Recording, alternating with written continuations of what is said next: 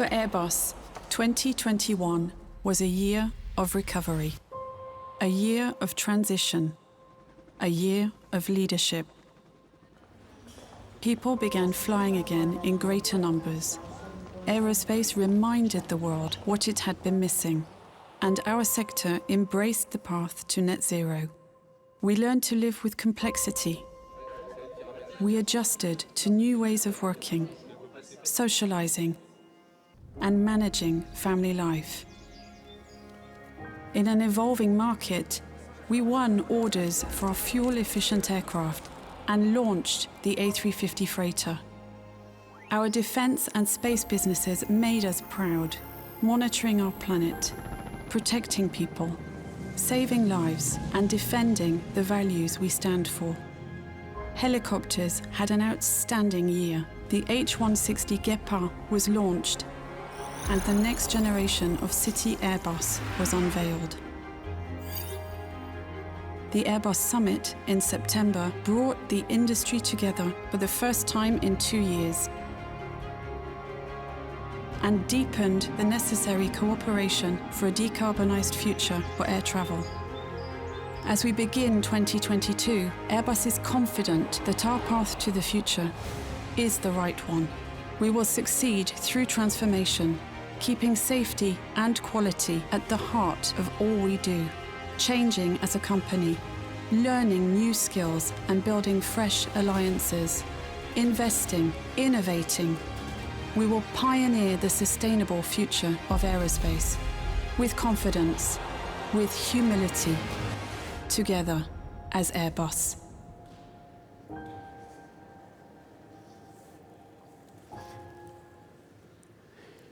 So now we have an opportunity to hear from Airbus, who are making the keynote speech now.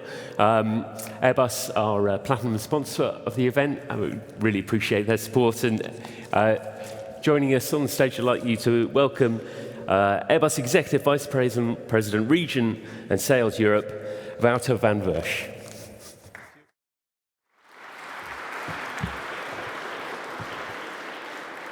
Thanks. Good pronunciation of the name. Huh?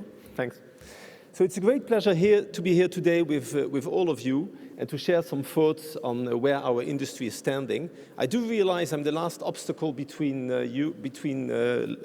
lunch, so I'll try to give you some food for thought. So aviation is of strategic importance for Europe as it connects people, but it also provides high-value jobs and stimulates innovation.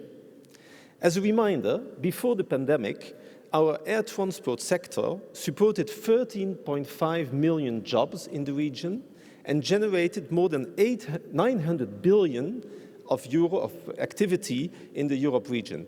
This means that 3.4% of all the employment and 4.4% of the European GDP is linked to what you are doing, what we are doing.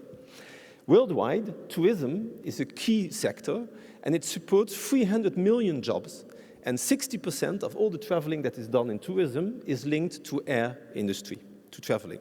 So we should not take all this for granted.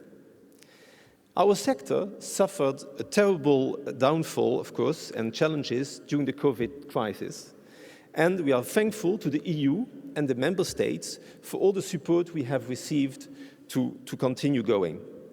Even if COVID has dropped from the headlines, it still is with us, as shown by the recent surge in cases globally. Thankfully, fatalities have remained at reasonable low levels, and much of the world has decided to live with the virus.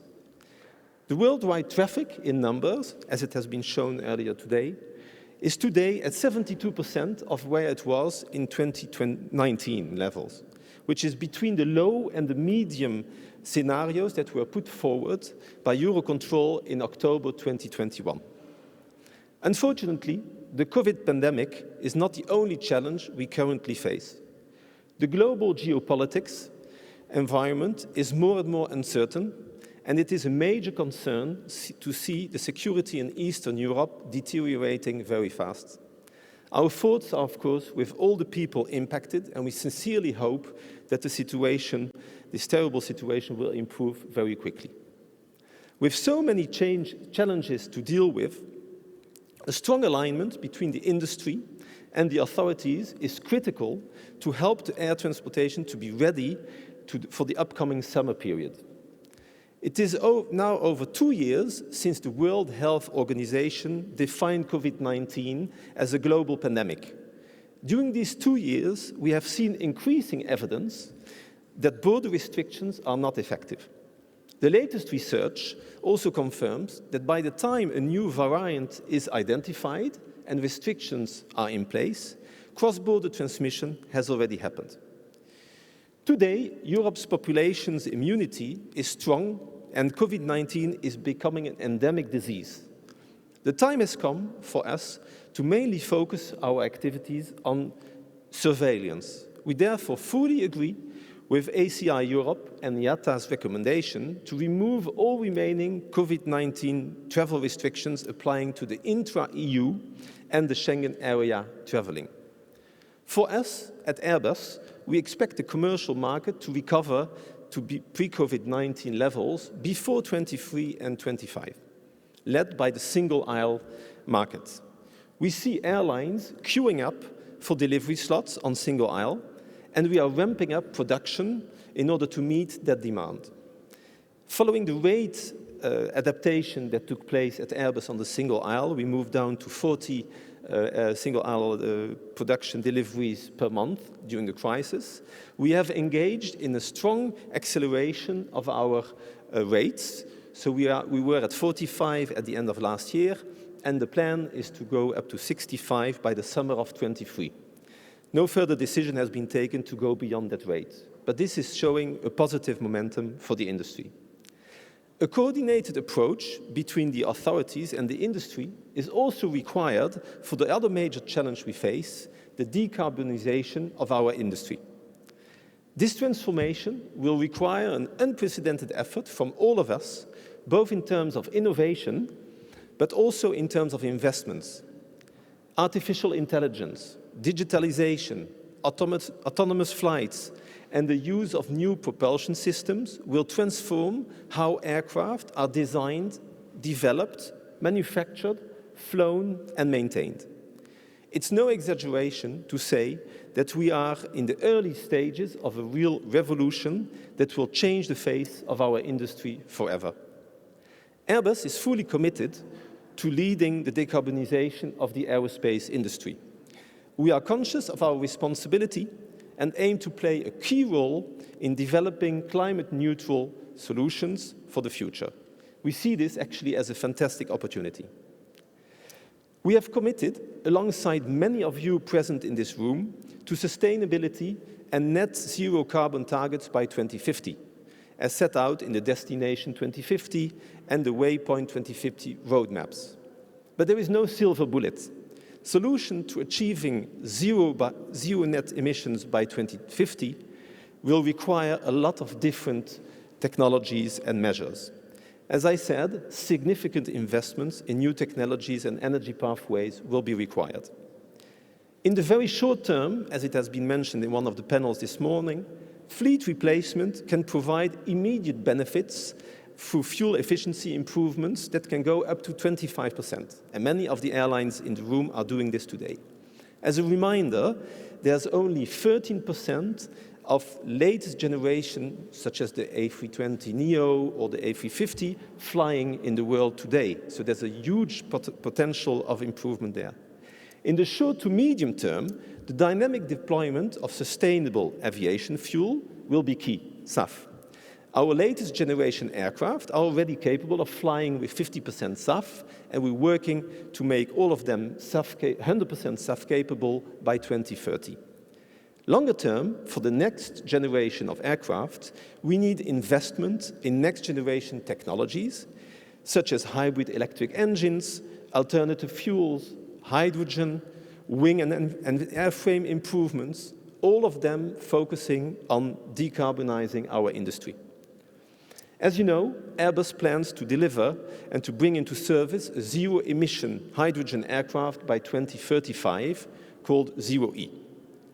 At first, this will be limited to smaller aircraft, but hydrogen propulsion works And when it works for the short-range aircraft, we will bring it over to the longer-range aircraft also.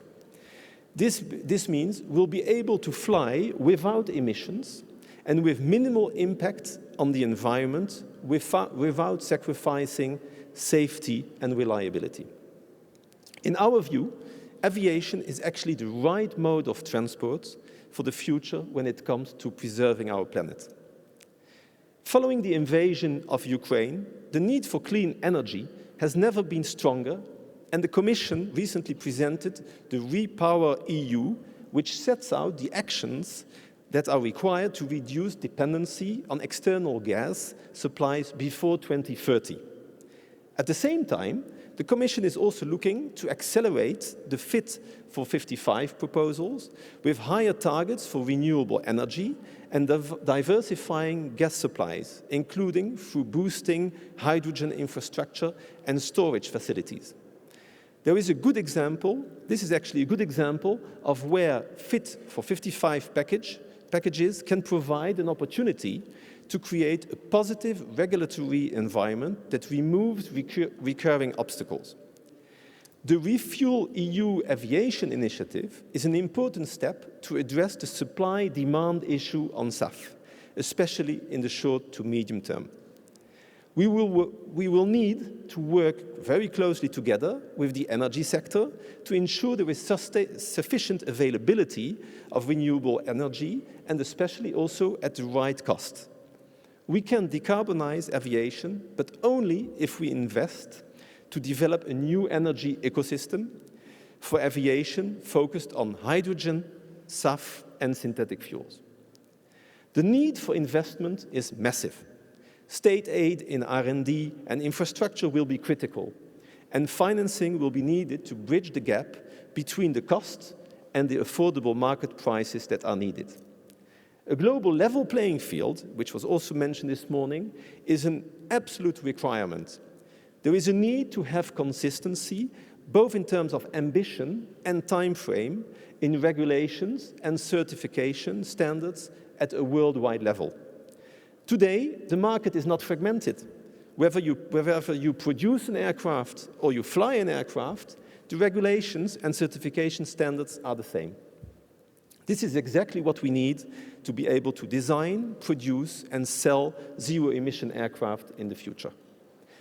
As a UN agency, ICAO has a critical role to play to ensure that policymakers across the world implement consistent policies, regulations, and investment packages that will smoothen the transition towards sustainable aviation. It will simply not work if one actor moves forward without a cooperation from all the others.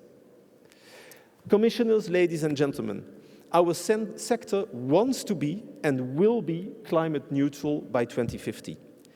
The industry is committed to it, but as you will surely understand by now, faced with the magnitude of the current challenges, it is critical for all of us, the industry, the airlines, the airports, the energy producers, the technology specialists, but also the policymakers to work hand in hand in order to achieve this. And I think an event like today is a great opportunity to share and to learn from each other to make this happen. At Airbus, we are playing our part, and we are looking forward to meeting the challenges ahead of us all together with you and make it happen. Thanks a lot for your attention.